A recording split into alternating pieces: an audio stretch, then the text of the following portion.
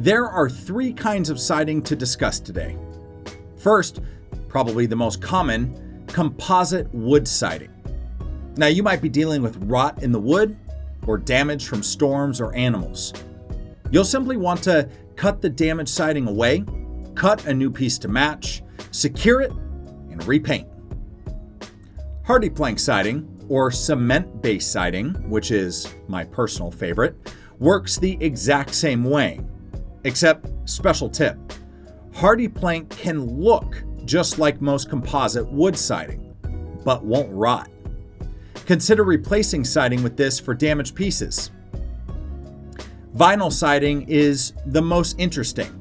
Watch this clip from our friends at This Old House. All right, now we're ready to install the vinyl strip.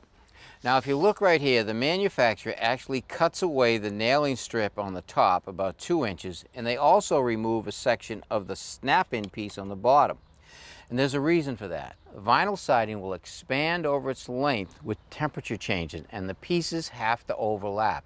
If they don't overlap, when you put them together tight, when it shrinks, you'll have an opening. All right, now all we have to do now is take the piece, start here on an angle, and push it up behind this piece right here, slide it in, and now I want to slowly push it up so it gets caught on the bottom into that nailing strip. Bring it up as I go down, bring it up, snap it in. Once it's snapped in, like that, now I can slide it to the right or to the left so I have an overlap on this side also. Now we're ready to nail the siding off, and there's a correct way to nail the siding. We actually don't want to nail it tight to the wall. We want it to be hung on the wall.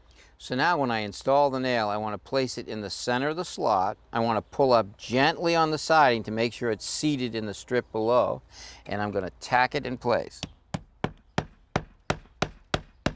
And that's it. That can hang there. So now it can expand and contract with temperature change. Thanks for watching this video. Check out our next video where we tackle a huge fire hazard in your house that you may not be thinking about, your dryer vent. We'll see you then.